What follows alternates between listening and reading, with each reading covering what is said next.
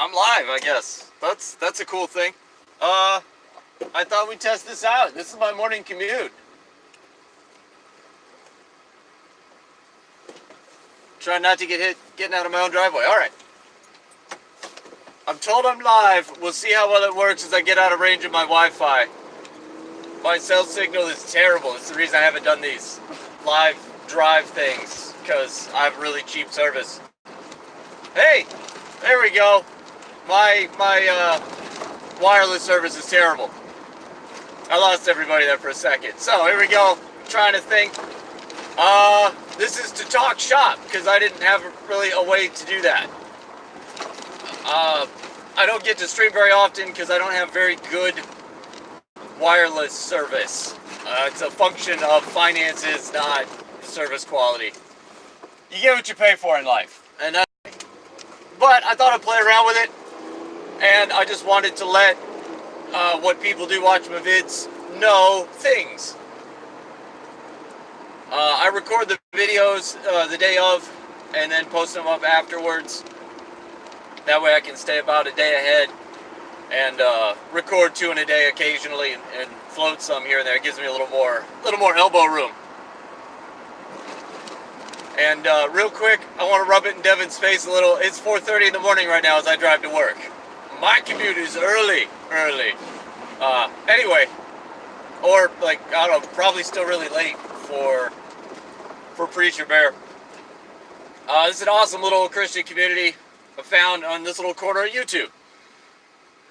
And I was asked last week to do a thing about the Trinity, which I'm going to try and do.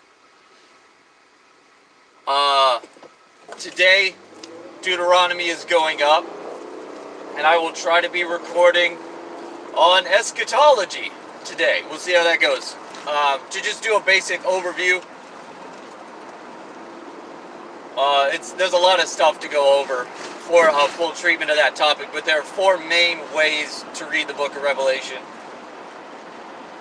And I'll mention this again in the video, but that came up, eschatology came up, and Trinity came up last week in response to something I did about a thing. So I'll probably record that one on Friday, and it'll be up Monday. I forget exactly right now who asked the question. It's in my notifications for comments things. But I said I'd do it this week, and as I'm thinking about it, it's actually going to be next week, though I record it this week. So, yeah, that's it. Really, I don't have anything specific to think about or talk about. It says I'm still live and nobody's watching. That's cool, though, but this will be a video for later. I might tweak the title for the video. I think there's a fun, kind of great awakening happening. I don't know how great it is. Great Awakening was a huge swell in the Christian movement in the early 1800s-ish. I don't know a lot of the date details. You're getting closer to the modern era of Christian history at that time. But that's when you start getting sort of more the John Wesleys and stuff. It's the first great movement in America for Christianity. And you get another big swell with the Campus Crusades for Christ and stuff later in our parents' generation. And there hasn't really been a big movement in our generation. I don't think yet, and I'm starting to see what I feel like is a groundswell. One of the reasons, once you get down the truth rabbit hole, the truth hole on the internet, the bottom of the truth rabbit hole is everybody's a Zionist shill. It seems to be the bottom level, where everybody who doesn't know what to believe anymore, once they decide for themselves Jews are responsible for everything, they now start finding any time anybody else who's saying the same thing that they are that said anything positive about anyone who may ever have been a Jew or not.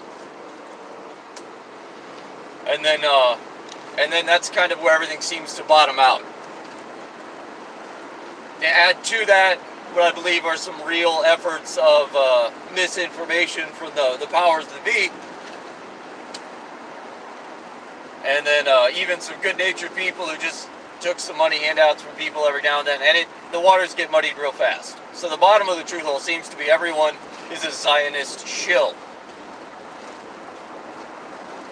But I continue to watch Owen Benjamin because it seems, of all of the different people speaking truth, his has been the one that results in Christians doing the same thing that he's doing, which is speaking more truth loudly and on the internet. Even myself, this thing I've been doing here, I've been doing it much longer than I've been watching or following Owen Benjamin. And but it seems like several other good and godly men here had the same sort of truth rabbit hole that I did. He keeps changing his name. Intoxicating Masculinity, whose beard precedes him, went down the basically an identical truth rabbit hole to myself, where he starts paying attention to news, starts getting serious about conservatism, follows the Daily Wire to Crowder, Crowder to Owen Benjamin. Now, myself, I went from Crowder to Owen Benjamin to Alex Jones for a little while, and then back to Owen Benjamin. I'm shivering a little bit because the heat isn't working in my van. That's why I haven't done a lot of these in the winter time. Anyway,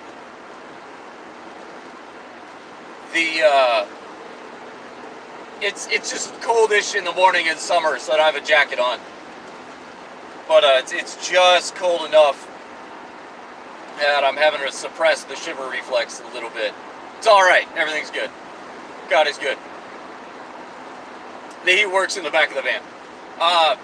Anyway, I went to Alex Jones for a little while and then started to see the cracks in his facade. And Owen Benjamin seems to be very, very genuine. Now, I'm still live. Good job, Walmart brand mobile data. Owen Benjamin seems to be very genuine, and the side effects of what he is doing is creating things like the Bears. I am uncomfortable with the Bears name only because it is a homosexual reference in certain circles, but I'm not in those certain circles, and symbols mean what you allow them to mean. Human intent is the magic ingredient for symbolism, and I don't have that intent, and I actually have a very good friend of mine whose nickname is Bear, because that is his Indian name, and that's what he looks like. And Bear has a long and noble Viking association. There's a lot of symbolism associated that is not in those circles, but such as it is, it still strikes me as odd. Somebody coming from the Hollywood scene wouldn't know anything about that world and wouldn't know the connotation that bears have. But he's been very shrewd not to acknowledge that at all. At all.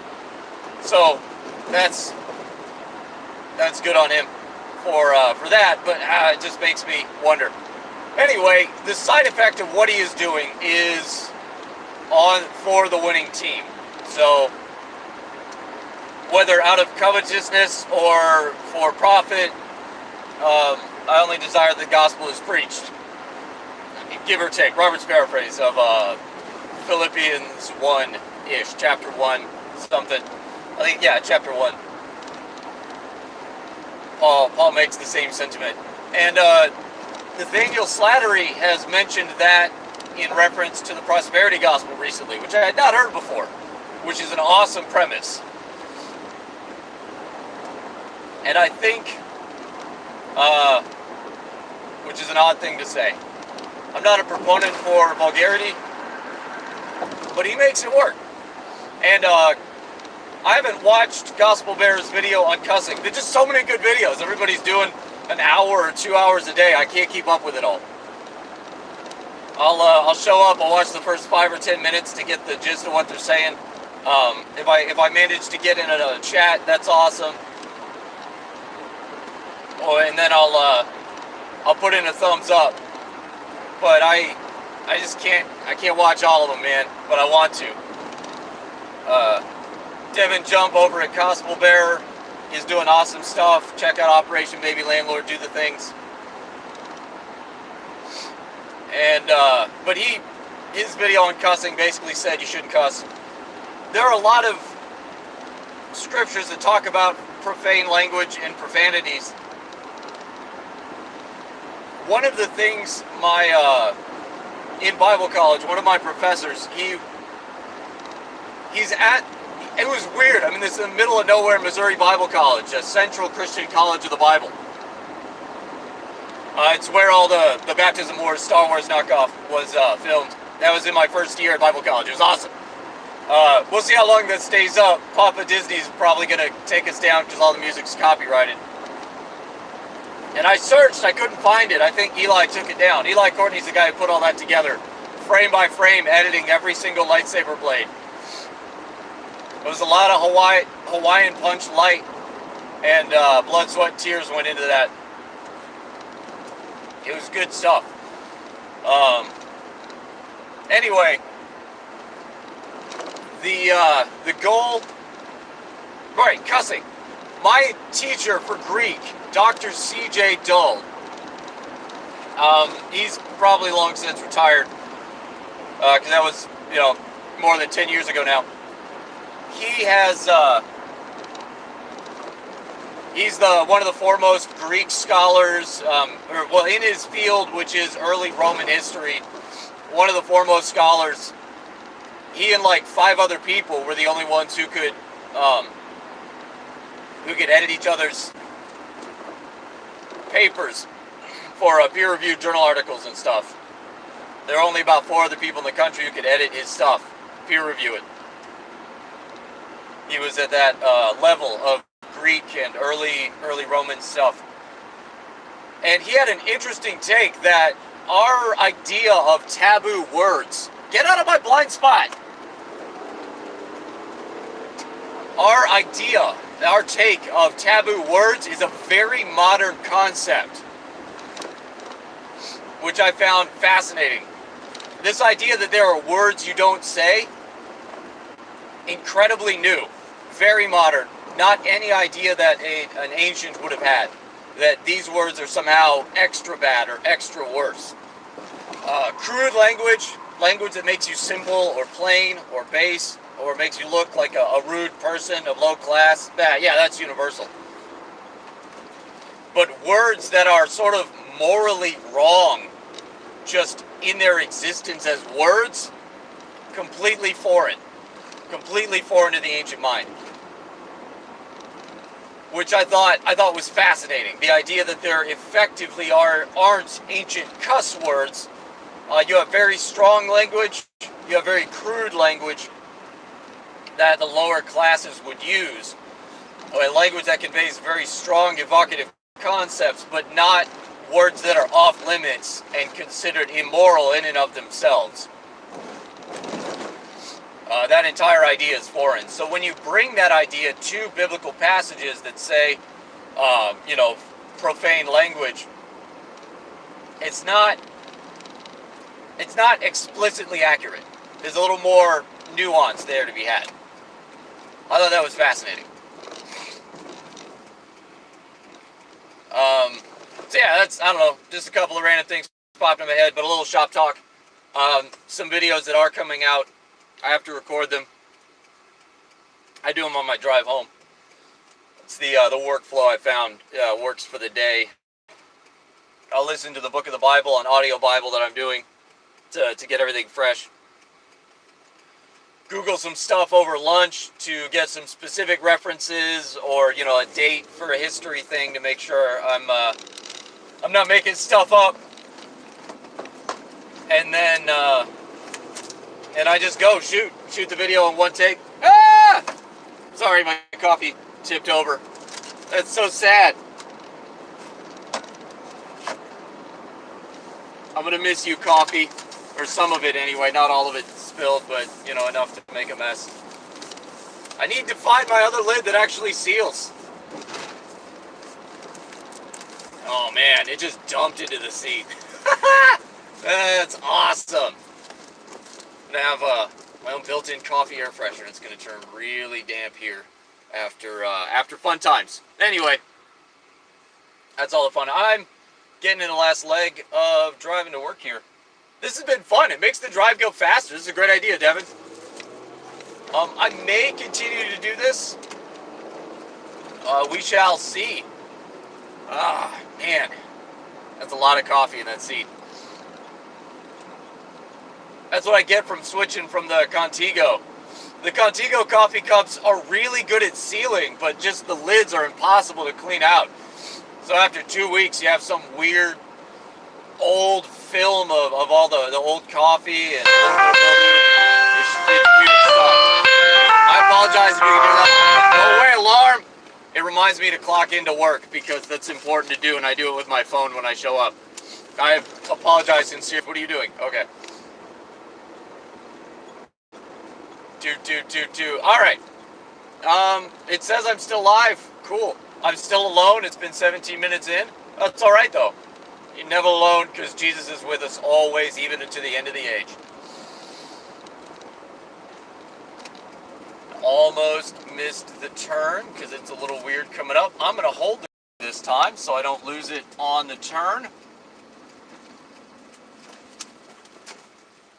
And there we go, pulling into the parking lot with a few minutes to spare before clock-in time. Good stuff. Blue collar life rules.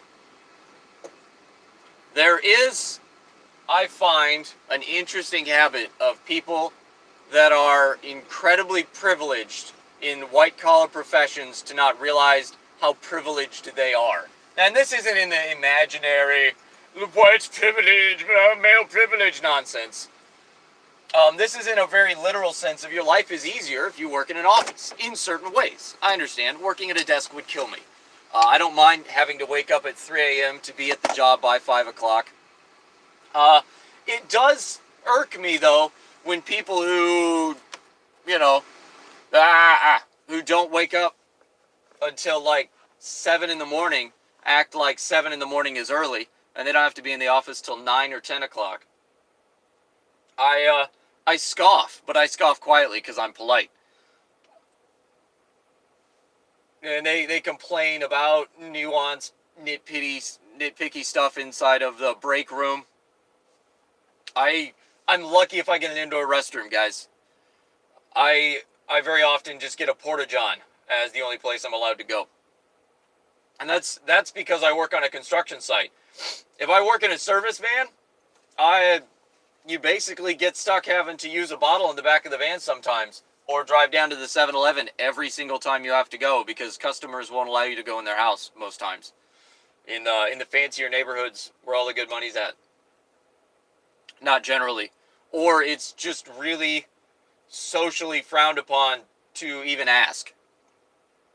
A lot of the higher up you get in economic status, the more you seem to feel entitled to Keebler elves installing and doing work on your house. There should be no mess left behind, and there should be no noise created in the doing of the work. It's very strange. They want Keebler elves and not real men with hands and tools that work. Odd stuff. All right, I gotta clock in. I'm waiting for the what's his bucket, the foreman, to show up, and we'll go in and get to work. Another day, another dollar.